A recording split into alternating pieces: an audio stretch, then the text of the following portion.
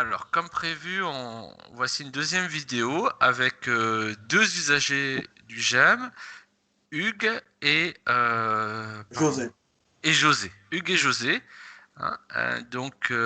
Bon, au départ, on va tous se présenter. Bon, moi, vous me connaissez, je suis Jean-Philippe Piat. Enfin, pour ceux qui suivent la vidéo, hein, vous me connaissez, je suis Jean-Philippe Piat. Je suis diagnostiqué Asperger et je donne des formations et j'interviens auprès d'enfants autistes. Donc José, si tu veux te présenter. Alors, moi je suis José Friconnet, voilà, je suis diagnostiqué maintenant depuis 3 ans. Voilà, donc un diagnostic à l'âge adulte qui a été réalisé non pas au sein d'un CRA, mais au sein euh, d'une équipe pluridisciplinaire en libéral. Donc, psychologue, psychiatre, voilà. Très bien. Donc, j'ai une profession je suis infirmier depuis 2013, voilà. Très bien. Voilà, je suis infirmier. Bon, actuellement, je suis en repositionnement de poste. Voilà, parce que ça a pu être compliqué dans l'unité dans laquelle je travaillais. Je suis classé accident de travail depuis septembre dernier. Voilà, donc je sais pas, Hugues. Bonjour, je m'appelle Hugues, j'ai tout juste 60 ans. J'ai été diagnostiqué officieusement à une période où l'autisme n'était pas très connu en France, du moins sous la forme de l'ancienne appellation Asperger. J'avais 13 ans et c'est un accident dans ma scolarité sous forme d'un bruit brutal quand j'étais en salle de classe, une grosse cloche, puisque j'étais dans une institution privée, qui m'a fait avoir ce qu'on appelle aujourd'hui pompeusement un meltdown, et j'ai envoyé la table par terre, et donc la principale a contacté la psychologue scolaire qui, par chance, connaissait l'autisme Asperger et m'a fait une batterie de tests qui lui a conduit à poser ce diagnostic. Ma mère était effrayée, donc elle m'a demandé de garder le silence. Donc j'ai survécu avec les moyens du bord comme de nombreux autistes de ma génération. Mais j'ai quand même eu cette chance, grâce à ce petit incident dû à notre handicap, d'avoir été repéré et d'avoir pu quand même avoir un élément de réponse, même si j'ai été totalement ignorant de cette particularité. Ensuite, j'ai été diagnostiqué officiellement lorsque les structures ont été mises en place grâce aux psychiatres qui me suivaient, qui ont détecté immédiatement. C'est des petites choses comme ça, par-ci, par-là, avec les connaissances qu'ils avaient, qui pouvaient se rattacher à l'autisme, notamment ma façon de parler, ma façon de construire les phrases, mon vocabulaire. Et donc, j'ai pu être confirmé par le professeur Bouvard au Centre Ressources Autisme de Bordeaux, tardivement pour ce qui est de l'officialisation. Après, j'avais déjà 50 ans et ça m'a énormément soulagé. Donc, lorsque j'ai été diagnostiqué, on m'a détecté un fort handicap sur la question des relations sociales. J'ai eu un parcours comme les personnes porteuses d'autisme avec des incidents au cours de ma scolarité, dont celui-là. Et j'ai également eu un grand isolement au niveau du lycée et de la faculté. J'ai dû changer d'orientation, j'étais sur une orientation médicale et j'ai dû sagement décidé de prendre une autre orientation qui est celle d'enseignant d'éducation physique. Bon, j'ai eu la chance d'être diplômé et de passer mon concours d'entrée et de sortie sans trop d'encombre. Et ça a été un grand soulagement pour moi et pour ma famille, pour mon épouse aussi, et mes compagnes qui ont été dans mon parcours parce qu'elles se posaient des questions, dont l'une était médecin. Et donc, ensuite, j'ai adhéré à l'association, j'expliquerai ultérieurement pourquoi. Voilà. Aujourd'hui, je suis âgé de 60 ans et je suis depuis 3 ans en congé longue maladie suivie d'un congé longue durée pour une décompensation de mon autisme, c'est-à-dire j'ai payé la note d'une suradaptation, d'une énergie qui est partie dans tous les sens et qui m'a beaucoup fatigué. Pour illustrer un exemple, le désir de perfection des personnes avec autisme, le désir de bien faire, leur fait dépenser une énergie folle à mauvais escient. Et rien que sur ma dernière inspection, qui date d'il y a 4 ans, je suis tombé sur un ancien collègue de Paris, parce que j'ai enseigné à Paris également, que je n'ai reconnu qu'à la fin de mon inspection, sachant que dans cette inspection, il y a essentiellement une discussion sur un dossier qui est préparé. Et la partie pratique où j'étais dans l'enseignement proprement dit s'est bien passé. Et le désir de perfection a été jusqu'à lui téléphoner pour lui dire qu'il m'avait reproché une petite erreur qui n'en était pas une. Et il m'a rassuré parce qu'il s'occupait du pôle santé en tant qu'inspecteur doyen sur l'Académie de Paris ou de Versailles, je ne sais plus. En tout cas, la zone parisienne. Et il a été extrêmement compréhensif. Il a même établi des projets avec moi si plus tard j'avais des problèmes qui sont arrivés peu de temps après d'ailleurs. Et on est perturbé par la moindre anomalie, par le moindre changement. Donc j'étais très soutenu par mon chef d'établissement et elle avait la compréhension, l'intelligence de me mettre en état de confort. Et alors que la plupart des professeurs sont terrifiés à l'idée que leur chef d'établissement puisse assister à une séance d'inspection, moi j'étais soutenu par un collègue agrégé très intelligent, jeune, qui m'a mis en confiance et qui a simulé une fausse inspection la veille de mon inspection propre, et j'ai fait de même avec lui et on a pu être à l'aise le jour J. Donc j'ai pu gérer cette émotion grâce au soutien spontané d'un collègue et de ma chef d'établissement qui m'avait coaché juste avant que ça n'arrive. Elle m'avait préparé 1 mois avant. Et ensuite, elle-même a été en congé parce qu'elle a eu des gros soucis de santé.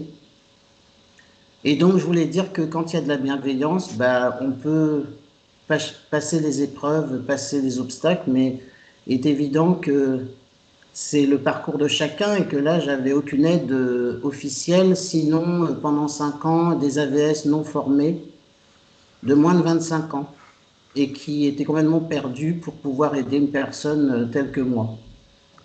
Alors, voilà pour ce qui est de mon histoire en bref pour le trouble du spectre autistique. Je n'ai pas de dyspraxie grave, mais je suis assez maladroit. Je ne suis pas dans le cliché non plus des problématiques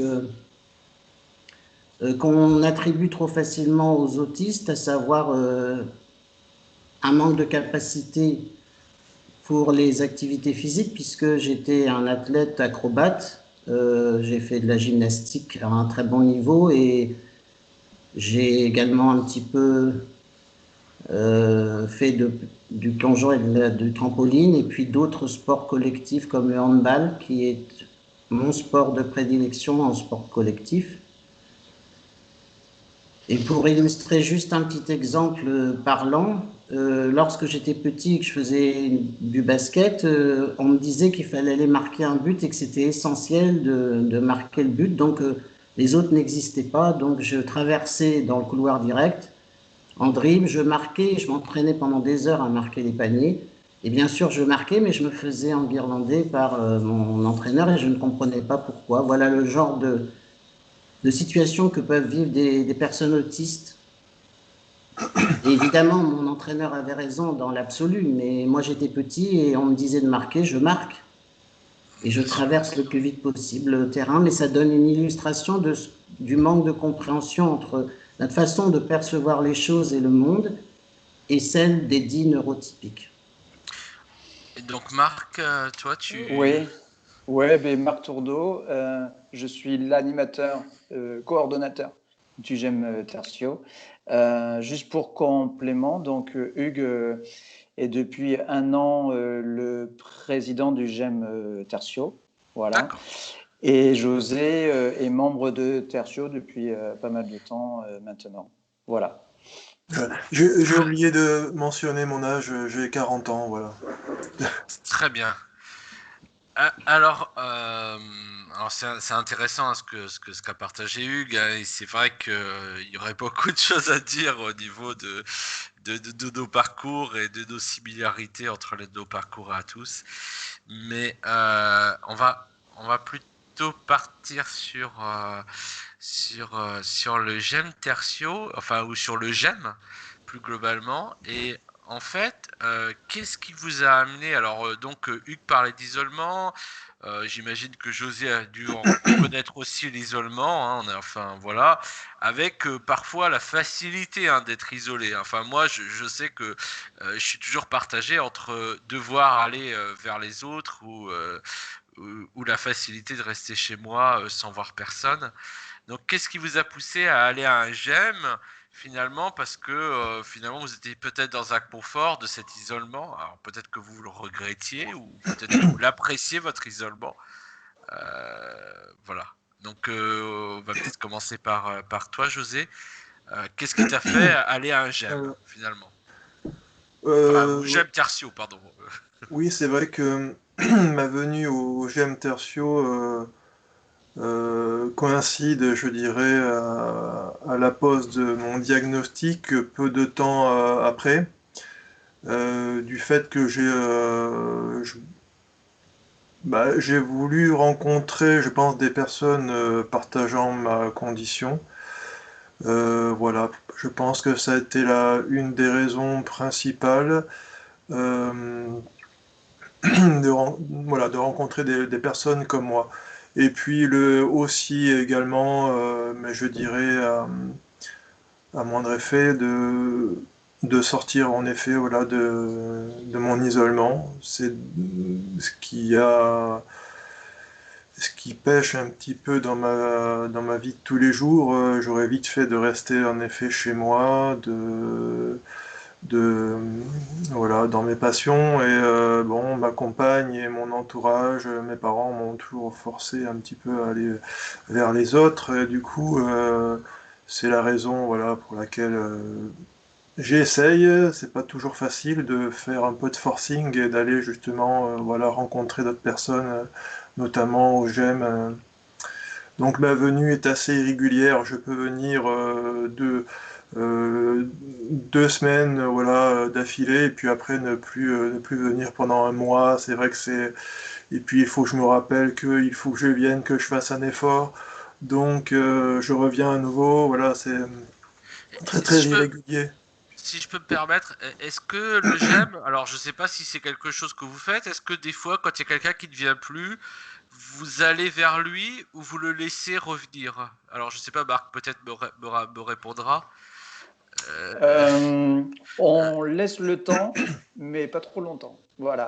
C'est-à-dire que oui, si j'ai pas de nouvelles d'un membre pendant, on va dire, 15 jours ou 3 semaines, oui, je peux lui envoyer un petit texto et lui demander comment ça va. Et D'accord. s'il a bien vu le programme de la semaine, et s'il y a des choses qui lui ont plu ou qui lui ont pas plu. Voilà. Oui, c'est possible. Bien. Hugues, donc toi, qu'est-ce qui t'a poussé ça va, José, je t'ai coupé, tu voulais dire d'autres choses? Oui, non, ça va. Hugues, qu'est-ce qui t'a poussé, toi, à aller vers le GEM autisme? Comme je l'ai expliqué précédemment, j'ai eu le temps, lors de mon arrêt, de connaître mieux ma maladie. Notamment, je suis resté 1 an à faire le tour des conférences concernant le sujet. J'ai essayé de rencontrer les plus grands spécialistes qui étaient conférenciers à leurs heures. J'ai rencontré également mes condisciples comme Joseph Chovanec, même s'il n'est pas très prolixe. J'ai pu rencontrer d'autres personnes autistes. La première personne autiste que j'avais rencontrée, j'avais 20 ans, mais comme ma mère m'avait dit qu'il était préférable de taire cette particularité et de faire de mon mieux pour accéder à l'autonomie par mes propres moyens et les armes qu'elle m'avait données. Donc, cette dame qui était très âgée, quand je l'ai rencontrée, elle avait une 50aine d'années. À l'époque, moi, j'étais tout jeune. Par l'intermédiaire d'une fiancée de l'époque qui elle-même était autiste et qui m'a demandé de parler avec elle, et elle m'a expliqué que de regarder les fils électriques où il y avait des oiseaux parfois qui se mettaient sur un fil et d'autres sur un autre.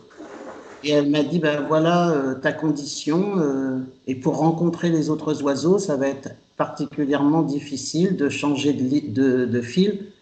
Donc, il va falloir que tu apprennes à vivre avec ça.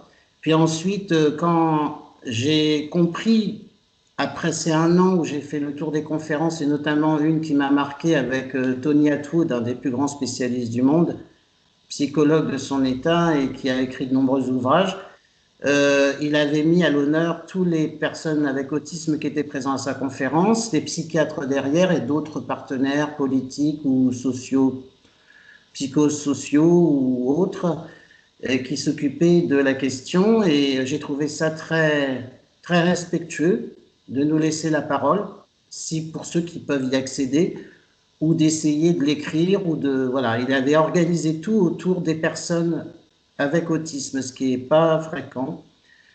Donc j'étais avec mon épouse à ce moment-là à cette conférence, et j'ai beaucoup appris, et quand je l'ai entre guillemets piégé en lui disant que on n'était pas maladroit et que moi-même j'étais dans le milieu sportif, donc il m'a fait ce geste. Donc comme on sait, les autistes aiment bien tout ce qui tourne, tout ce qui est métronomique, tout ce qui est régulier, tout ce qui peut les rassurer et éviter les anxiétés. Et donc je l'ai regardé bizarrement et il m'a dit quel sport as-tu pratiqué? Quand il a su qu'il y avait trampoline, gym, etc., j'ai compris pourquoi il m'avait fait ce geste. Parce qu'effectivement, lui-même, dans son centre, il vit tous les jours avec des personnes porteuses d'autisme, et pour les calmer, il y a une salle où il y a le trampolino. Donc, suite à cette première année où j'ai fait ces conférences, enfin pas fait, mais assisté à ces conférences, j'ai beaucoup appris, et c'est pour ça que je remercie le professeur Bouvard. J'ai oublié de signaler aussi que lors de mon diagnostic, j'ai accepté un protocole qui me permettait d'avoir une deuxième confirmation de mon handicap avec le professeur Badadli à Montpellier. Donc j'ai 2 diagnostics confirmés du CRA de Montpellier. Le professeur Badadli a fait une expérience avec moi dans la tranche d'âge où j'étais pour prendre notamment le test de la RADS, qui était un test international anglo-saxon et qui était beaucoup plus ciblé sur la forme des autismes dont nous sommes porteurs. Et donc, j'ai été largement confirmé. Les résultats, entre guillemets, étaient pires pour certains, notamment les interactions sociales. Et je tenais à donner cette précision aussi, que j'ai au moins la certitude de ce que je suis. Et donc, ça m'a beaucoup libéré, décomplexé. J'étais aussi arrivé à une maturité qui me permettait de faire le bilan. Et la deuxième année, il s'est trouvé que il y a eu la naissance du gène tertio-autiste dans tout son éventail, et pas seulement les autistes dits H au quotient intellectuel. Et donc j'ai trouvé ça plutôt de bonne aloi de ne pas concentrer que des personnes qui sont dans le haut spectre de l'autisme. Donc ça correspondait bien à mes idées personnelles. Donc j'ai pris contact avec Marc Tourdeau, dont on m'avait donné les coordonnées par intermédiaire de mes psychiatres. J'ai 2 psychiatres. J'ai toujours eu 2 psychiatres. Une femme et un homme. Qui sont, ils se trouvent être dans des structures où ils sont assez brillants. Ce ne sont pas des psychiatres lambda. Il y en avait une qui était praticienne hospitalière et l'autre qui dirige un grand centre maintenant qui était sur Bordeaux et qui est parti à Bayonne, avec une clinique qui marche très très bien et qui est très innovateur et qui se forme tout le temps, et qui a suivi la formation du professeur Bouvard, ce qui n'est pas évident chez tous les praticiens psychiatres, et qui a accepté aussi de se remettre en cause par rapport à des visions de l'autisme qui n'étaient pas correctes par rapport à la haute autorité de santé et qui n'étaient pas honnêtes intellectuellement et scientifiquement. Donc après, j'ai affairé à Tertio parce que j'étais déjà dans une structure associative dirigée par monsieur et madame Dubois, pharmaciens et parents d'autistes, et c'est eux qui m'ont dit et m'ont confirmé que ça serait bien que j'adhère à cette association dont ils étaient parrains. Et donc j'ai connu Marc, et là ça a été une forme de coup de foudre amical, effectivement, tout de suite, parce qu'on était sur la même longueur d'onde, de par nos formations respectives, de par des affinités qui ne s'expliquent pas toujours. Et puis, nous avons donc cheminé ensemble. D'abord, j'étais dans le conseil d'administration, et ça m'a donné une occasion de sortir de cet isolement de confort dont vous avez parlé, confort dans lequel on vit très bien, mais qui accentue une fois l'agressivité qu'on peut trouver dehors, qui ne vient pas seulement des autres, mais de nous-mêmes, puisqu'on s'isole et on est bien. Donc quand on sort du cocon, on a un malaise. Donc je me suis dit que la meilleure façon de m'en sortir, maintenant que je connaissais bien cette particularité et que j'avais eu la chance d'avoir une confirmation, d'aller vers les autres, de connaître un peu leur parcours, de savoir comment ils se débrouillaient avec cette histoire, et puis aussi de trouver un lieu de bien-être et de liberté, et ça a été confirmé. Puis ensuite, il y a eu des péripéties dans l'association, comme dans toute association, parce que j'avais déjà été dirigeant d'autres associations pour d'autres problématiques sur Paris, donc je connaissais bien les rouages de l'association, et j'étais moi-même sportif, et donc j'ai été aussi dans des clubs.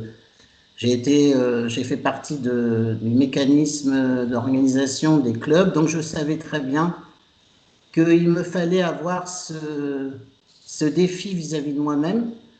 Et donc là, j'ai rencontré, ça a été une révélation, des gens d'une grande richesse, quel que soit l'impact de leur autisme, quelles que soient leurs difficultés, des plus fragiles jusqu'aux plus, on va dire, jusqu'aux plus performants. Ça a été pour moi une découverte humaine stupéfiante.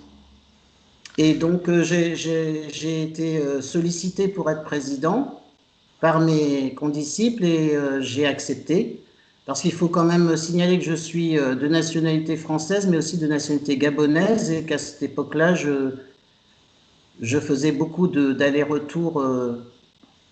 J'étais souvent absent, et donc au fur et à mesure, j'ai vu l'importance que prenait l'association dans ma vie, et j'ai décidé de me stabiliser et de prendre les fonctions de président, ce que je ne regrette absolument pas. Et ça m'a redonné une confiance en moi qui est quand même assez estimable. D'accord. Marc, j'entends un écho, c'est insupportable. Oui, voilà. Alors, donc Marc, est-ce que tu dirais que c'est à peu près représentatif un peu des parcours de gens qui rentrent en fait, hein? Souvent, ils sont redirigés un peu soit par leur psychiatre, c'est un peu ça, ou alors des fois ils trouvent comme ça par hasard. Enfin, en général, comment ça se passe si t'as un Alors, avis? chaque parcours est différent. Même, je dirais, le fait qu'on parle du GEM du côté professionnel, pas forcément.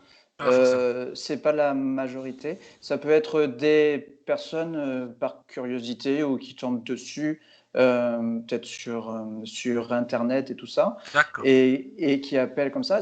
Et par contre, pas mal de parents aussi qui m'appellent pour leur enfant qui est adulte et de savoir exactement ce que c'est qu'un GEM, ce qu'on peut y faire et quel est le fonctionnement. Voilà, il n'y a pas. Alors, je te demande ça comme ça parce que là, nous sommes qu'entre hommes. Est-ce que tu sais la proportion qu'il y a à peu près de femmes et d'hommes dans le GEM en tant que membre à peu près? Enfin, c'est juste comme ça, c'est pour... Ah ben, on va dire sur une quarantaine de membres, je crois qu'on est à 13 membres féminins. Voilà. D'accord, très bien, hein. Donc quand même voilà, un nombre Un- un- conséquent, hein. ouais. Ouais, très Alors, bien. c'est vrai que ça a eu du mal à démarrer parce qu'on a bien fait 6 mois où il n'y avait que des membres masculins. Ouais, Voilà. Et on a eu la chance une fois d'avoir une jeune femme qui venait de Bretagne, qui faisait ses études à Bordeaux, qui est venue, qui du coup n'est plus trop membre parce qu'elle est repartie en Bretagne. Mais dès qu'en fait il y en a eu une, et ben, d'un coup, donc on avait chaque semaine des appels. Voilà. Donc très bien. c'était marrant, mais voilà. Alors, merci pour vos parcours, hein, c'est intéressant.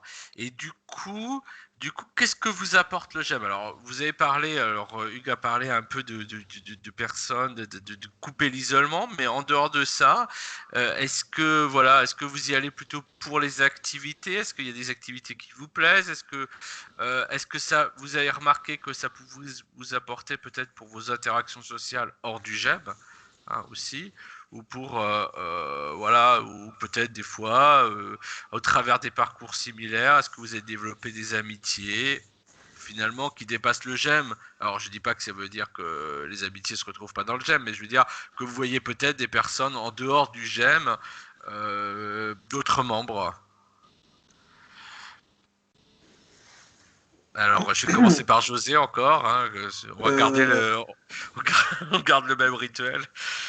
euh, alors c'est vrai que moi je me rends sur le GEM voilà, pour rencontrer des personnes, comme je l'ai déjà souligné, partageant ma condition, mais c'est vrai que lors des différentes activités auxquelles j'ai pu participer, j'ai rencontré des personnes travaillant également dans le milieu de la santé. Voilà, notamment deux personnes qui sont aides-soignantes, il me semble. Voilà, donc j'ai pu échanger voilà sur leur parcours et puis on a trouvé des affinités voilà diverses autour de ce sujet. Et puis également des affinités, je dirais, avec Hugues, voilà, qui aime lui tout ce qui est santé, médicale également. Donc on a pu échanger, c'est vrai, de temps en temps quand on s'est croisés lors d'activités. Mais après, Et quand tu parles d'activité, excuse-moi, quand tu parles d'activité, c'est quoi par exemple? Si tu pouvais donner des exemples, parce que les personnes ne connaissent pas forcément un GEM. alors des activités diverses du genre, ce sont pas vraiment des activités. Bon, c'est vrai que moi je me rends plutôt au groupe de parole. En fait, ce sont des plages D'accord, horaires, des demi-journées qui sont fixées sur lesquelles en fait on se donne tous rendez-vous, trois, quatre personnes autour d'une table et on échange sur n'importe quel sujet. Voilà, ce sont principalement les temps sur lesquels je viens. Après, j'aimerais venir à d'autres, c'est vrai, à d'autres temps d'activité, mais Bon, ça peut être un peu compliqué pour me bouger, en fait. Voilà. J'aurais envie oui, de venir plus, mais après, c'est vrai que, bon, moi, je me suis aperçu, après, ça, moi, enfin, ça me concerne moi, je me suis aperçu qu'en fait, oui, je trouvais que la communication était peut-être plus simple avec les personnes euh, atypiques, partageant ma condition, mais je n'arrive toujours pas à créer des amitiés, à faire en sorte que on se voit à l'extérieur, en fait, ça prend pas, et pourtant j'aimerais, mais j'y arrive pas, en fait. Enfin, le contexte de la pandémie explique peut-être cela. Oui, Jusque-là, aussi. Oui, probablement, ça se passait probablement aussi, voilà. naturellement. Mais, Moi, mais je alors, pense que, oui, vas-y. excuse-moi, Monsieur Pia, mais Oui, il y a ici une révélation indirecte, c'est que José, oui, effectivement, avec qui le courant est bien passé, comme on dit. Euh, Pas seulement par rapport au centre d'intérêt, parce qu'il a une certaine discrétion, il a aussi un profil qui ressemble au mien. Et j'ai besoin, comme beaucoup d'autistes qui sont, on va dire, qui ont un beau potentiel, d'être stimulés intellectuellement. Et lui correspondait au-delà des centres, d'un centre d'intérêt commun, le médical. En tant qu'homme, j'ai été touché, je me suis plus reconnu en lui qu'en d'autres. Donc, les arrivées comme ça, progressives dans l'association, ne font que me stimuler. Et je découvre bien sûr des êtres humains extraordinaires, mais des êtres humains qui n'ont pas pu s'exprimer comme ici peuvent le faire. Ils donnent toute la dimension de leur potentiel et c'est vraiment, ça nous sort déjà de l'isolement parce qu'on est persuadé, chacun, en tout cas moi en particulier, qu'on est seul au monde alors qu'on ne l'est pas et ça c'est plutôt thérapeutique je pense pour nous. Et personnellement je voudrais redonner, enfin c'est pas à moi de donner la parole mais j'aimerais bien que José explique aussi parce qu'il est très modeste, ça c'est un trait qu'on peut retrouver chez certains ou l'inverse parce que nous il n'y a pas de curseur, c'est ou too much ou pas assez. Et donc, on a du mal à rester sur l'intermédiaire qui nous permettrait justement d'être en harmonie avec la société. Selon l'âge, qui n'a pas beaucoup d'importance pour nous, mais enfin qui en a, il y a, les jeunes ont tendance à croire qu'ils peuvent être comme tout le monde, surtout les filles. Puis après, elles voient que Papa Hugues a raison et qu'avec son expérience et son parcours, on donne des conseils pour économiser leur énergie.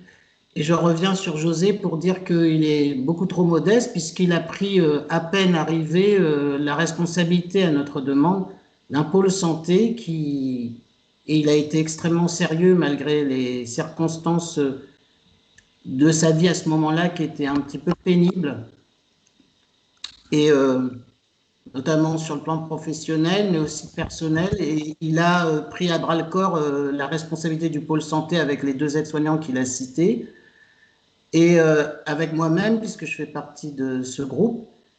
Et il a notamment, dans le film que nous sommes en train d'élaborer avec une société de production très connue sur la Nouvelle-Aquitaine, pris la parole de manière brillante.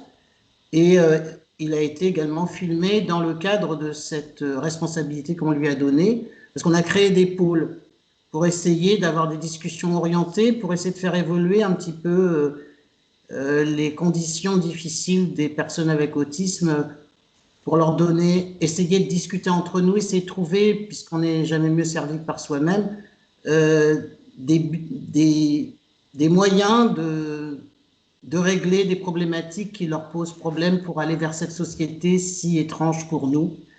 Donc je voudrais que tu en parles, José, parce que c'est quand même important ce que tu fais et je vois pas pourquoi tu as fait l'économie d'en parler. Euh, oui, après, je sais pas toujours comment l'introduire dans la conversation, donc, donc oui, donc j'ai mis en place un pôle santé, en effet. Euh, bon, c'est vrai que je n'ai pas encore pu trop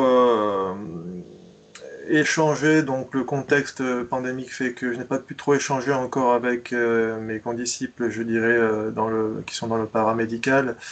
Donc, mais c'est vrai que pour plus tard, on a pour objectif d'essayer de mettre en place quelque chose de plus conséquent, de plus construit et qui permettrait de toucher un maximum de personnes au sein du GEM, notamment en ce qui concerne divers problèmes de santé qui peuvent toucher les personnes autistes, voilà, notamment voilà, les troubles du sommeil, les troubles alimentaires, les, euh, les problèmes sensoriels. D'ailleurs, nous avons commencé la première séance à ce sujet, voilà, sur les problèmes sensoriels. Voilà.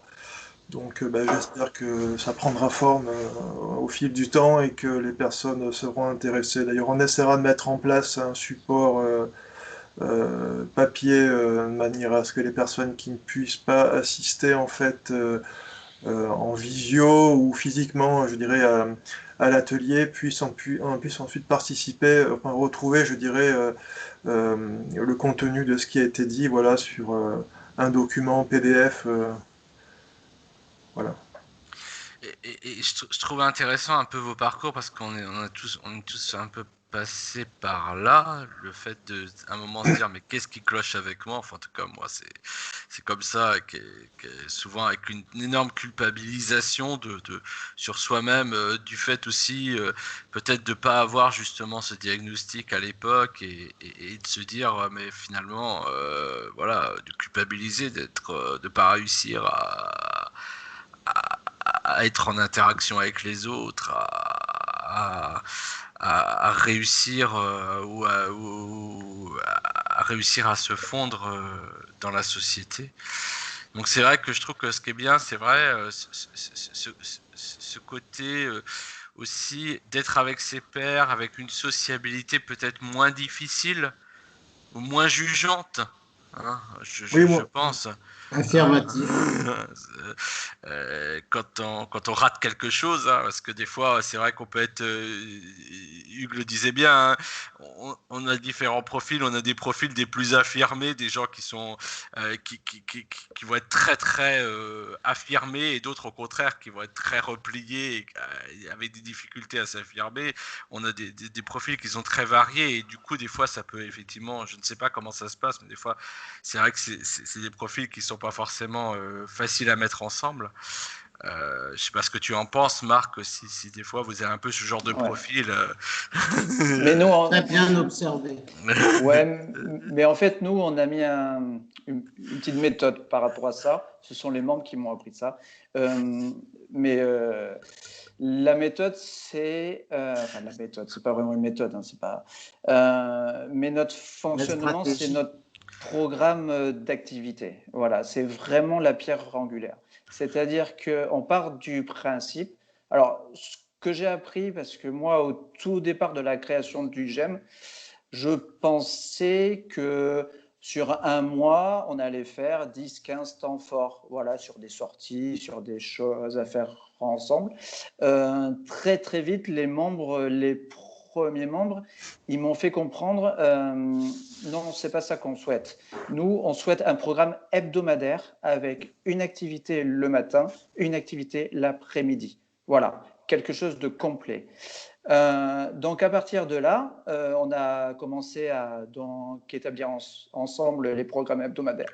Donc sous forme, donc avec des couleurs qui sont choisies, avec des activités qui se passent au local, des activités extérieures, des activités donc avec là en visio, et aussi des activités que les membres me proposent, mais moi je peux pas être là. Voilà, donc c'est ce qu'on appelle des activités sans accompagnement. Sans accompagnement. Je les marque quand même dans le programme. Je fais en sorte que les membres puissent communiquer sur cette activité. Voilà, mais par contre, il n'y aura pas, il n'y aura pas d'accompagnement. Voilà. Est-ce que tu peux faire, est-ce que tu aurais par exemple un programme là pour nous dire à peu près les activités pour qu'on comprenne, parce que pas forcément les personnes comprennent pas forcément ce qu'on entend derrière. Enfin, je pense, hein, je sais Alors, pas. Même moi, justement, alors, ouais, je peux pas te le mettre en écran là, non, mais mais tu peux en oui, je lire peux te le un dire. Ouais, mais par contre, je peux te dire ce que les membres souhaitent, c'est qu'il faut que le programme, chaque semaine, parle à tout le monde. Voilà. C'est-à-dire qu'à chaque fois, il y a des activités sorties marche. Voilà, parce qu'on a pas mal de parcs autour de nous. Donc, on peut faire une sortie marche. On l'agrémente un petit peu, on fait marche pour faire des photos. Voilà. Après, il y a des activités au local à chaque fois parce que c'est plus confortable et puis au moins les membres connaissent notre local. Donc des jeux de société, des ateliers dessin peinture. Après, donc on fait des sorties culturelles choisies par les membres pour aller voir un film au cinéma quand ça sera ouvert, pour aller voir une expo. Et à côté de ça, il y a aussi ce qu'on appelle des temps associatifs, donc qui parlent vraiment de l'association Tertio, donc tout ce qui est budget, conseil d'administration, le programme, investissement, si on doit faire un investissement, c'est très clair, c'est très transparent. Et il y a aussi c'est là où donc intervient José, des temps d'échange. Alors je parlerai plus de temps d'échange que de groupe de parole, qui est vraiment un vocabulaire médico-social. Oui, voilà. Voilà, donc nous en fait on fait pas des groupes de parole dans le sens où voilà, il n'y a pas de jugement, il n'y a pas de personnes qui prennent des notes, il n'y a pas de... voilà, donc tout à fait libre. Donc des temps d'échange sur des thématiques choisies par les membres. Ça peut être vers l'emploi, ça j'en avais déjà parlé. Ou ça peut être donc sur les thématiques de la santé, ça peut être sur l'habitat, ça peut être sur la sexualité, ça peut être sur plein d'autres choses. Voilà. Je fais juste un petit complément parce qu'on ne l'avait pas dit la dernière fois. On a de la chance au fur et à mesure de proposer ce qu'on a appelé des ateliers pairs. Oui. C'est-à-dire qu'il y a des membres qui ont pris suffisamment de confiance pour proposer et y encadrer des temps intertiaux. Voilà. Donc on en a 5 pour l'instant. Dans lesquels ils sont diplômés pour certains. Exactement. Voilà, donc il y en a 5 pour l'instant. Le premier, c'est un membre qui adore écrire, qui écrit en fait énormément et qui a proposé un atelier écriture. Voilà, donc c'est un du que j'aime. Donc à partir de là, moi, je suis même pas dans la pièce, quoi. Voilà, donc c'est vraiment un atelier d'écriture qui au départ avait l'ambition de faire un roman collaboratif. Voilà, donc un énorme chantier. Hein. Ouais. Après, il y a un atelier de sophrologie parce qu'on a la chance d'avoir une membre qui est diplômée sophrologue et qui a dit Marc, moi je veux bien faire des séances pour les membres de Tertio. Un atelier santé donc, où intervient José qui est plus sur des temps d'échange. Un atelier informatique, parce qu'on a aussi la chance d'avoir un membre qui s'appelle Mickaël et qui est extrêmement fort, et aussi, Valérie, ingénieur informatique, qui sont très très forts dans ce domaine-là. Donc ça veut dire que les membres qui le souhaitent, ils viennent sur cet atelier-là, encadré par Mickaël, et ils posent toutes les questions qu'ils souhaitent, que ce soit sur la vidéo, la photo et même sur le codage et tout ça. Et on a un dernier atelier qui est pour moi est très, très important sur le cheminement du membre. C'est un atelier chant. En fait, c'est un membre qui était là sur des activités, pas mal des activités culture, activité de dessin. Voilà, donc on se connaissait depuis bien 1 an. Et puis un jour, il me dit, ben Marc, en fait, je te l'ai jamais dit, mais j'ai fait 15 ans de chant lyrique. Alors, je dis, bah, c'est super et tout ça. Une voix extraordinaire. Et là, il enchaîne et donc il dit, j'aimerais bien mettre une chorale, faire une chorale à tertio.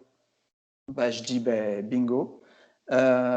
Comment tu veux le faire? Donc à partir de là, comme à chaque fois, en fait, on prend un temps pour savoir, ben, tu veux le faire chaque semaine, tu veux le faire donc une fois par mois, tu veux le faire avec combien de membres, tu veux le faire donc où, est-ce que tu veux le faire sur place ou à l'extérieur? Est-ce qu'il faut qu'on investisse sur du matériel? Est-ce que voilà, parce que ça, il faut qu'on en parle donc au CA. Voilà, donc on fait un point.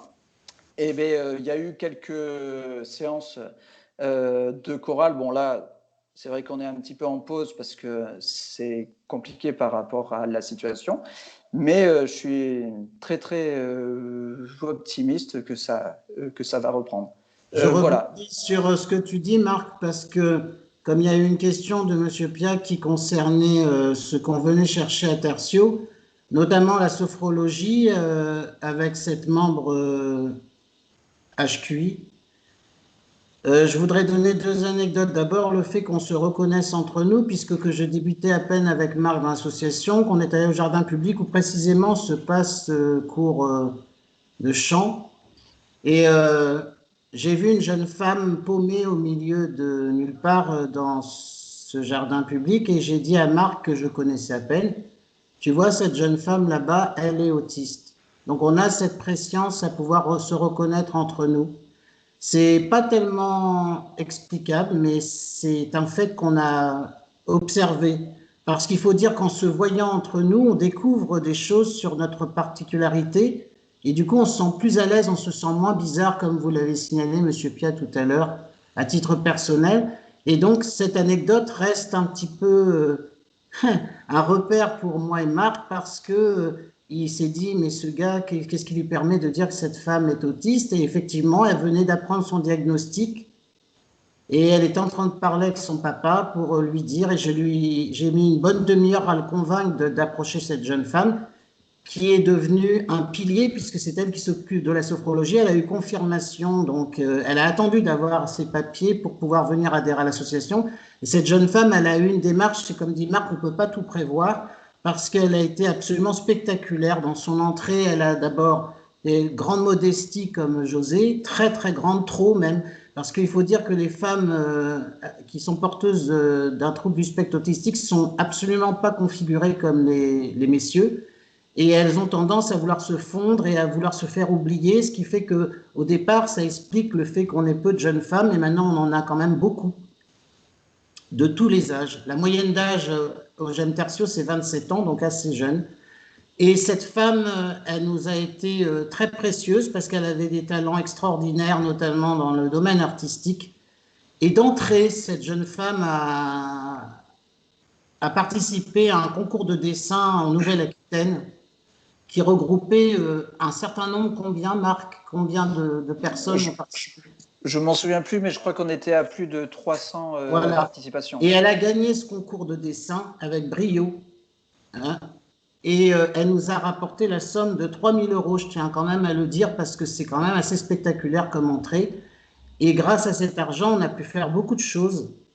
Et elle est arrivée déjà avec des lettres de noblesse, parce que là, ça a été spectaculaire pour tout le monde de dire, pourquoi cette femme reste dans l'ombre? Elle a commencé à faire des expositions sur Bordeaux, auxquelles ont participé, mais comme n'importe quel autre public. Et elle se sentait soutenue, et elle a, petit à petit, on a vu sa transformation. Au début, elle était mal à l'aise avec le diagnostic, et elle disait, non, moi, j'appartiens pas à ces personnes, je ne me sens pas. Puis maintenant, ses défenses sont tombées, et plus ça va, plus elle voit le bien-être qu'elle donne à ses condisciples. Et notamment, moi, je veux témoigner sur cette jeune femme parce que c'est grâce à elle, avec ses cours de sophrologie, que pendant cette période dépressive que je partage avec José, j'ai pu remonter, enfin, j'ai été je suis sorti assez vite de ma tristesse grâce à ces cours qui sont d'une haute qualité et qui ont l'avantage de ne pas nous poser des problèmes puisqu'elle est faite du même bois que nous et que elle n'a aucun souci d'interaction avec nous, évidemment. Et je tiens aussi à dire que dans ces séances, il y a des spectres dits fragiles qui ont du mal à communiquer ou qui communiquent sans communiquer. Parce que moi, personnellement, je suis impacté très fortement par les interactions sociales, mais également par une logorrhée ininterrompue après avoir été non-verbal jusqu'à l'âge de... Enfin, quasi non-verbal, on va dire discret, jusqu'à l'âge de 15 ans. Disons que j'étais dans des curseurs tellement extrêmes que des fois, je préférais ou me taire ou j'étais infernal. Bon, c'est tout ce que vous connaissez, vous deux. Et donc, je tiens à lui rendre hommage parce qu'elle a contribué à titre personnel à me sortir d'une sale période et elle me fait beaucoup de bien dans les cours qu'elle dispense. Et également l'autre membre dont a parlé Marc qui a fait les cours de chant, qui est un garçon très jeune et très brillant et très discret, très timide, qui s'est extrait de lui-même, qui a repris confiance et qui avait le répondant de ses condisciples pour dire est-ce que je vous fais du bien? Il doutait.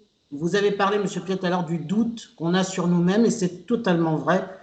Et on a vu des progrès extraordinaires. On avait une jeune femme qui était détruite par l'agressivité qu'elle a reçue de la part de la communauté dite neurotypique, au point de ne plus travailler alors qu'elle est encore relativement jeune, 33 ans. Et on l'a vu se transformer à tel point qu'il y a eu un rebondissement, comme l'a expliqué Marc tout à l'heure, quand elle est revenue au bout de X cours de chant. Au début, elle ne voulait pas participer, puis elle s'est mise à participer, puis elle a proposé des choses pour se mettre à l'aise, comme ça, spontanément. Et puis un jour, elle s'est levée, elle a fait des sketchs, et elle a fait rire toute l'assemblée qui était présente avant la Covid. Et elle s'est révélée être une femme qui a des dons pour peut-être tout ce qui est théâtral, etc. Et donc, elle s'est investie, elle a notamment fait un document, Marc, très intéressant pour les personnes membres. Tu peux en parler? Tu peux en parler? Oui, mais très vite fait, sur un temps d'échange qu'on avait fait au sein du GEM.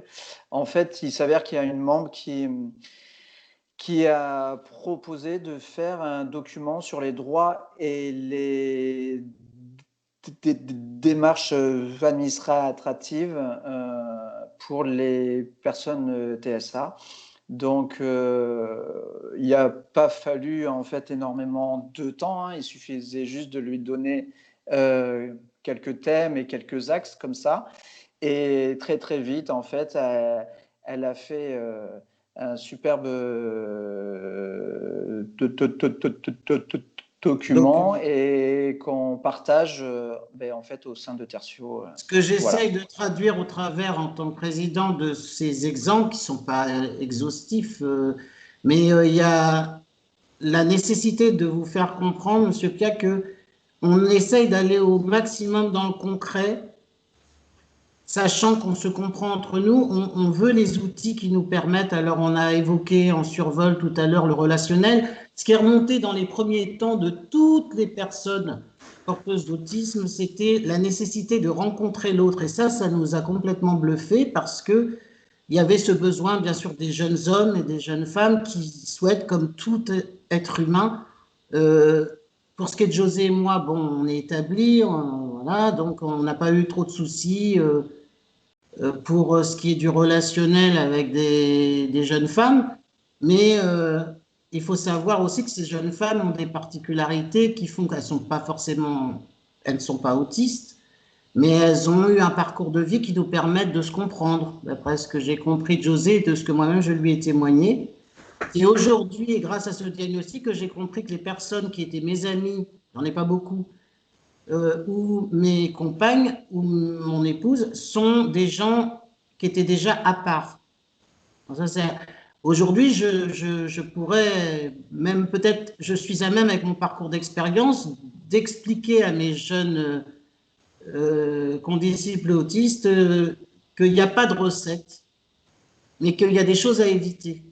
Alors, ils entendent sans entendre, ils écoutent sans écouter, mais ils ont une soif de comprendre comment on peut rencontrer ils ont envie de vivre des histoires d'amour comme tout le monde, ils ont envie, mais il y a une grosse difficulté, on a essayé, on a échoué, parce que parfois on échoue, à essayer de mettre en place. Et l'arrivée de José va peut-être permettre qu'on trouve les moyens de les informer. Et je dois dire que parfois, j'ai été extrêmement choquée par l'ignorance, pour ne pas dire la puérilité, de certains membres qui ont déjà un âge certain, une trentaine d'années, et qui parfois, pour certains d'entre eux, ne savent rien, mais strictement rien sur la question, à tout point de vue. Donc, il faut quand même être conscient de ça. Il y a des décalages chez nous, des fois culturels, et des fois, c'est surtout sur le quotidien, le pratique et les choses qui apparaissent simples aux neurotypiques qu'il y a un réel vide chez eux. Ils sont en telle détresse que quand ils ont rencontré des gens comme eux, bah, c'est vite, vite, vite, comment il faut faire, comment tu as fait pour rencontrer des femmes, pour te marier, comme moi et José, pour ceci, pour cela, comment ça se passe. Et ce n'est pas seulement ceux qui sont les plus fragiles, c'est aussi des gens qui rencontrent des grosses problématiques à ce niveau-là, évidemment, et qui sont dits de haut quotient intellectuel. Ça n'a rien à voir, et c'est cette complexité qu'on essaye de simplifier pour leur donner des solutions possibles. Des solutions possibles. Alors, c'est très important de pouvoir s'exprimer à ce niveau-là, et l'association est jeune, mais en fait, quand on regarde la richesse des projets et ceux qui sont préparés par les animateurs, dont Marc, qui est le coordonnateur, mais aussi sur la richesse des propositions qu'on a, on se dit qu'on n'a pas assez de temps.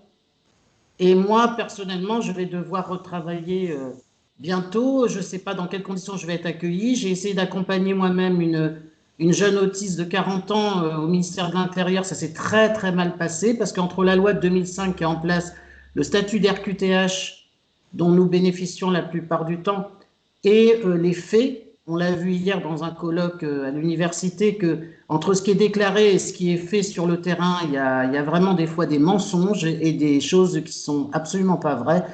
Et donc, je sais que je vais aller au combat. Et le peu d'énergie qu'on a quand on sort d'un congé maladie lié à cette problématique, et le fait d'avoir ce désir de retravailler avec une énergie renouvelée, c'est pas à nous de dépenser le peu d'énergie qu'on a pour retravailler, à batailler comme je l'ai fait encore récemment pour dire toi tu t'occupes de la ressource humaine, toi tu t'occupes tu es soi-disant une spécialiste du handicap dans cette structure ministérielle, toi tu sais il faudrait vous réunir pour pouvoir écouter le projet que j'ai pour retravailler. Il est hors de question pour moi à l'âge que j'ai, en attendant ma retraite, de travailler dans n'importe quelle condition et certainement pas dans ma filière, puisque le ministre a donné des orientations maintenant qui font qu'on doit avoir des interactions avec non seulement les gens de notre discipline, ce qui était déjà difficile, et avec ceux des autres disciplines. Donc moi, c'est impossible pour moi, tout simplement impossible. Donc il va falloir que je fasse un reclassement professionnel. Et j'ai déjà des projets, mais je suis persuadée que je vais devoir dépenser les 3/4 de mon énergie à les convaincre et à leur dire de ne pas me mettre dans une case dans laquelle ils mettent souvent les personnes qui doivent avoir des postes adaptés. Ce que je lis aussi à travers vos experts, enfin ce que vous décrivez tous, hein, c'est qu'en fait on valorise, dans le GEM, il y a une valorisation des expériences, des diplômes de personnes qui arrivent et qui finalement vont parfois aider ceux qui sont plus faibles, je sais pas moi, sur l'administratif. Groupe d'entraide mutuelle, ouais. groupe d'entraide mutuelle, GEM. Voilà, et on essaye de se... Enfin, c'est surtout Marc qui le fait parce que nous, on part un peu dans tous les sens, moi le premier. Vous avez très bien, votre intervention est vraiment à propos parce que on essaye de rester concentré sur le fait qu'on doit s'entraider avant tout. Et comme dans toute expérience humaine, comme on dit avec Marc en ce moment où on travaille sur un sujet avec d'autres GEM pour d'autres publics, et le thème c'est faire société. Donc on se disait avec Marc ces dernières semaines, puisqu'on travaille là-dessus, qu'on a été exclu d'une société qui ne veut pas de nous, mais pas seulement les autistes, toute forme de différence, hélas. Donc on essaye de refaire société, on a trouvé ce point commun avec d'autres GEM et d'autres publics pour faire un exposé prochainement dans le cadre d'une manifestation qui est biannuel qui s'appelle Air Festif. Et donc, on va pouvoir débattre de ce faire société. Pour nous, faire société, c'est un peu tout ce qu'a décrit Marc tout à l'heure, tout ce que j'ai essayé d'expliquer aussi. On essaye de refaire société pour reprendre confiance en nous afin de créer un pont vers cette société qui nous a d'abord rejetés, mais qui doit à nouveau nous accepter avec nos différences, nos particularités. On est avant tout des êtres humains. On n'est pas en guerre, on n'oppose pas notre condition à celle du tout commun. On essaye simplement de retrouver une passerelle pour pouvoir s'exprimer, soit en refaisant des études, soit en faisant des études selon notre âge, le moment où on en est dans notre vie. On essaye d'aider par des moyens extrêmement pratiques, simples, terre à terre. Et tout à l'heure, Monsieur Tourdeau parlait de la périodicité des activités. Elles sont extrêmement variées. C'est trop riche pour pouvoir le décrire aujourd'hui dans tout son ensemble. Ça ne sera certainement pas le reflet de tout ce qui se passe à l'association, mais ça bouillonne tout le temps. Et malgré la Covid, il y a eu énormément de projets, énormément de choses, notamment dans le domaine scolaire. Comment informer, parce qu'il faut avoir l'intelligence de faire comprendre aux gens que c'est toujours l'éducation qui permet à un être humain de comprendre un autre être humain différent. Et étant enseignant, je sais de quoi je parle. Cette initiative que Marc a plus ou moins effleurée, c'est de faire comprendre à des petits-enfants qui vont entrer en 6e, donc en CM2. Ça a été un petit peu suspendu à cause de la Covid, mais ça va reprendre. Et on a fait un gros travail pour essayer de faire comprendre aux enfants, leur expliquer ce que c'était que des personnes autistes et qu'il ne fallait pas qu'ils soient effrayés, parce que c'est toujours la peur qui est le facteur du racisme, donc du validisme, et pour ne pas tomber dans les clichés de « ah, ils nous rejettent », de se victimiser quelque part. On va de l'avant et on va expliquer aux enfants, comme j'ai essayé de le faire moi-même, puisque je n'ai jamais caché mon autisme, je ne le criais pas sur les toits, mais tout le monde savait dans le collège où j'enseigne, pour certains en tout cas, que j'étais une personne avec autisme. Et nous avons, dans mon collège, nous accueillons énormément d'enfants autistes. Donc, j'ai pu converser avec eux naturellement. Et le fait qu'ils voient que je sois fière d'être ce que je suis, ça les a mis dans le confort. Donc, c'est toujours une histoire de confiance. Et cette initiative que nous prenons à l'association suffit déjà elle-même pour expliquer la richesse et le côté indispensable de telles structures pour nous, afin, comme vous l'avez dit, Monsieur Pia, qu'on ne reste pas dans ce confort d'un isolement supposé, alors qu'on est des gens, nous on a découvert des gens extrêmement extravertis, qui parlent correctement, des gens ordinaires, mais qui ont une perception du monde différente. C'est simplement que nous, on a un cerveau perceptif essentiellement, mais pour arriver au même résultat que les autres. Donc, le tout, c'est de se rejoindre à certains moments. On a une très grande fatigabilité. Donc, moi, quand j'étais petit au collège ou au primaire, j'allais m'enfermer dans les toilettes pendant la récréation parce que j'avais pas envie de rentrer en contact avec les autres parce que j'étais trop fatiguée, trop d'énergie. Je voulais rester dans la salle de classe pour tourner une map monde. Ça me fascinait de tourner une map monde. Vous avez compris pourquoi, tout ce qui tourne. Et on me le refusait parfois. Donc, j'allais me cacher dans les toilettes. Voilà. Ça c'est vrai que les toilettes, c'est je dirais, le lieu d'isolement social acceptable pour que ça soit en entreprise, au collège ou au lycée. Hein. C'est bon, on a des parcours similaires. Je me souviens, puisque vous ayez parlé de perfectionnisme, je me souviens une fois d'avoir fait un test psychotechnique. J'avais eu d'erreurs. Et après, il y avait l'entretien pour savoir si j'allais être embauché. Et pendant tout l'entretien, j'ai contesté l'erreur. Et la personne m'a dit, mais vous êtes pas du tout mature. Alors que moi, je contestais l'erreur. C'était insupportable pour moi. Alors que pour moi, elle n'était pas... si ça avait été une véritable erreur, je l'aurais accepté. Hein. C'était pas ça. Mais là, pour moi, c'était très contestable au niveau de l'énoncé. Donc voilà.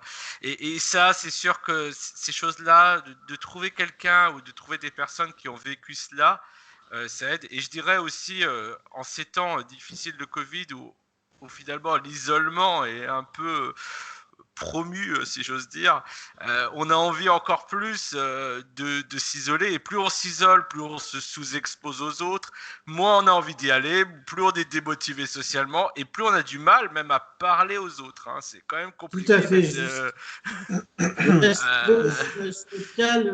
L'extraordinaire travail de Marc Tourdeau, qui au-delà de l'animation et la coordination, c'est un peu réducteur, je trouve, a dû dès le départ, et j'en ai été témoin, puisque José est arrivé beaucoup plus tard, de se suradapter en permanence, et que c'est peut-être lui qui a fait le plus d'efforts pour se former, pour essayer de nous comprendre, et qui a découvert un monde totalement inconnu et totalement surprenant, et il est obligé sans cesse de rebondir. Comme il avait un passé d'entraîneur sportif de haut niveau, il a pu s'adapter facilement et transférer ses... Mais il a compris quand même la nécessité d'être formé. Or, le professeur Bouvard, qui jusqu'à aujourd'hui, puisqu'il est retraité maintenant, et c'est Madame Manouka Mestoy qui a repris les rênes du CRA, nous disait hier à quel point il avait insisté sur la formation des gens jusqu'au taxi qui amène dans mon propre collège les personnes porteuses d'autisme, les jeunes enfants porteurs d'autisme. Et il y a un jeune élève, j'ai évoqué ça hier dans la table ronde, qui me disait, mais pourquoi toi, Hugues, tu as le droit à un AVS et pas moi? Alors, il faut voir quel type d'AVS. Je ne stigmatise pas ces personnes très gentilles et très disponibles, mais non formées. Donc, c'est gentil sur le papier de dire on lui a donné un AVS, ce pauvre garçon qui était en fin de course de carrière. Non, je préfère me passer d'un AVS que ceux que j'ai eus, qui, à l'exception d'un qui malheureusement est parti au bout de 3 mois parce qu'il y a eu un deuil grave de sa jeune épouse qui est morte d'une leucémie. Mais sinon, moi, je me suis retrouvé vraiment, j'ai eu une aide relative, mais ce n'est pas une aide efficace. C'est ce que je leur ai demandé hier à tous ces partenaires de l'université, tous ces acteurs désireux, ayant la volonté de nous aider, c'est de simplifier les choses. Parce que nous, on se fatigue beaucoup, comme ça a été décrit par vous-même, comme ça a été décrit par José.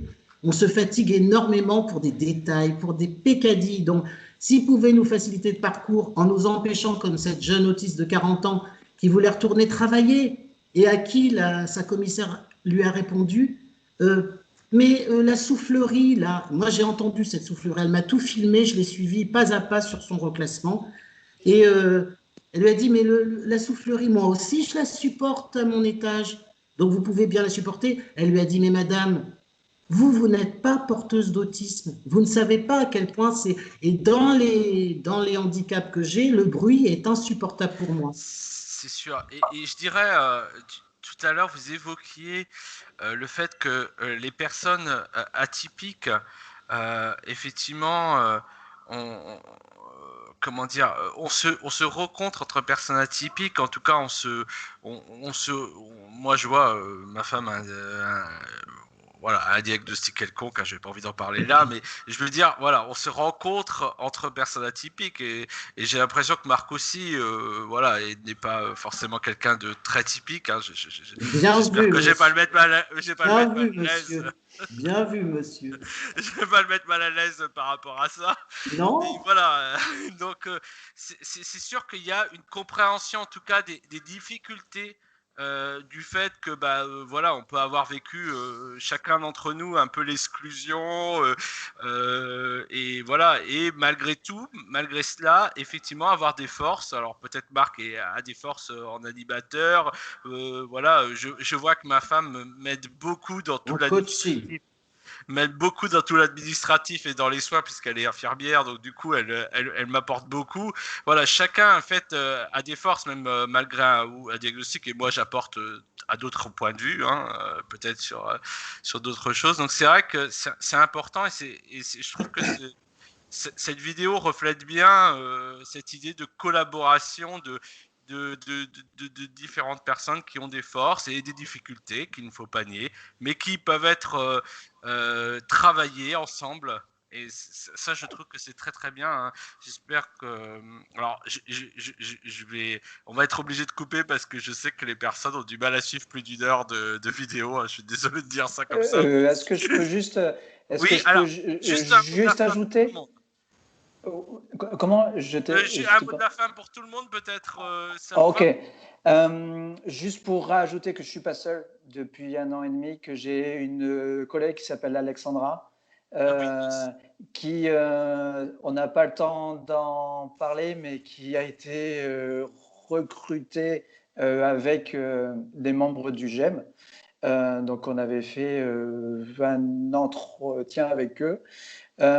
Et comme par hasard, est un complément. D'abord, c'est une fille, elle est beaucoup plus jeune que moi, elle n'a pas la même personnalité, elle parle moins que moi. Voilà, donc c'est important d'avoir multiples profils donc au sein d'un GEM et même parmi les professionnels. Voilà. Oui, c'est très important ce que vient de dire Marc, parce qu'Alexandra, je fais bref cette fois, Monsieur Pierre. Alexandra, elle fait le week-end essentiellement, puis 2 fois dans la semaine, et elle, en même temps que Marc. Et là, elle est seule le week-end. Et c'était un défi extrêmement périlleux pour une femme de cet âge-là. Elle a eu un parcours aussi très atypique. Et c'était déjà une animatrice confirmée dans la structure des GEM, mais pour d'autres publics un peu marginaux, on va dire. Et cette jeune femme, il se trouve qu'aujourd'hui, on peut faire un petit bilan, c'est qu'elle arrive, alors qu'elle est très peu parlante, à recevoir des confidences d'autistes de toute forme de fragilité, de toute forme d'autisme. Et elle arrive à faire parler des gens qui ont du mal à parler. Elle arrive à recevoir des confidences que Marc ne reçoit pas parce qu'il est plus, c'est un homme d'action, plus dans le faire, dans l'organisation. Et elle est plus sur des activités d'ailleurs qui apaisent aussi. Marc est un homme plus sportif, donc c'est plus ça bouge, ça, voilà, il y a le sport, il y a les manifestations culturelles, il y a tout ça. Alors, c'est très important de mettre en lumière aussi cette deuxième animatrice parce que c'était pas évident au départ et c'est un bon complément pour Marc, c'est très bien. Et pôle féminin, masculin, bien sûr. Et José, voulez-vous ajouter quelque chose sur ce que le GEM vous a apporté ou sur quelque chose que vous avez apporté au GEM ou voilà, ou si vous voulez ajouter quelque chose comme vous n'avez pas beaucoup parlé, n'hésitez pas. Hein. Oui, pardonnez-moi, je parle pas Non, mais il n'y a beaucoup. pas de. C'était pas une remarque. Je suis assez taiseux, voilà, c'est vrai que je suis Non, c'était pas une le personne critique. Hein. très, au niveau de la parole, pas très prolifique, voilà. Euh, j'ai trouvé cet échange très enrichissant et j'espère qu'il permettra de manière assez globale, je veux dire de manière assez générale, à faire comprendre aux personnes que les GEM, je pense, peuvent être un tremplin, pour reprendre le titre de la vidéo précédente, peuvent être un tremplin justement pour la socialisation, pour trouver du travail, voilà. Et pour la vie de tous les jours, hein, si j'ai bien Pour compris. pour la vie de tous les jours, voilà. En tout cas, ce que je trouve aussi intéressant, c'est qu'on voit qu'il y a une construction qui se prolonge aujourd'hui encore et que finalement le GEM, si j'ose dire, n'a pas fini d'évoluer encore. Hein, si je comprends bien hein, de ce que vous dites, voilà, il y a une nouvelle animatrice, il y a des pôles qui se créent, il y a des activités nouvelles qui se créent, des projets. Donc vraiment, j'encourage en tout cas. Je voudrais signaler quand même que la plus jeune de nos membres a 18 ans et qu'il y en a 2 qui suivent derrière à 19 et 20 ans et que le plus âgé, c'est moi, Hugues, parce que je viens de prendre 60 ans. Et je voulais aussi juste vous signaler, Monsieur Pierre, que même si c'est difficile pour moi, la logorrhée ininterrompue, c'est quelque chose de très handicapant et j'en suis bien conscient. Et je voulais donc rendre hommage à Marc qui, justement, c'est pas dans son contrat, mais de m'avoir coaché pour essayer de la réguler, mais c'est très difficile. Alors moi, je passais d'un monde où je ne parle pas à un monde où je parle beaucoup. Ça reste une des grandes épreuves du temps qui me reste à vivre ici et je voudrais m'en excuser, mais c'est quelque chose de très difficile pour moi. J'ai suivi avec la même psychologue que José des séances de soins pour ça, mais à part un sablier, et bon, je reproche rien à personne, mais je n'ai pas réussi encore à bien réguler ça et ça reste un gros souci pour moi. Alors en tout cas, juste pour préciser, qu'on soit taiseux, qu'on soit plutôt hyper verbal. Il n'y a aucun souci, en tout cas. La vidéo est là justement pour présenter plein de profils et aussi inviter à l'acceptation de la société, des différentes justement personnes avec leur particularités, leurs spécificités. Hein. Voilà, on a tous des spécificités. En tout cas, c'était très enrichissant et ça a permis aussi des échanges. Et je vous remercie tous les trois, hein, et je remercie le GEM Tertio. J'invite aussi les personnes qui me regarderont cette vidéo et qui sont sur Bordeaux à contacter Marc et peut-être à visiter au moins une fois pour voir ce que c'est. Après, je crois pas que voilà, si vous êtes autiste, hein, évidemment, hein, je crois pas que voilà. Si vous êtes une personne autiste ou en tout cas si vous pensez l'être, hein, ou en cours de Il faut que diagnostic. tu donnes un numéro, Marc, alors, non? Oh, mais je crois que ça sera marqué par Monsieur Oui, Pierre. voilà, je mets en dessous tous les GEM, hein, d'ailleurs, parce qu'il n'y a pas que le GEM Tertio, il y en a dans Bien toutes sûr. les régions. Et n'hésitez pas à aller consulter les GEM. Merci à chacun d'entre vous, vraiment, c'était très enrichissant et voilà, et même si, voilà, merci beaucoup. Merci à vous. Merci. Alors, je vais arrêter l'enregistrement. Hein.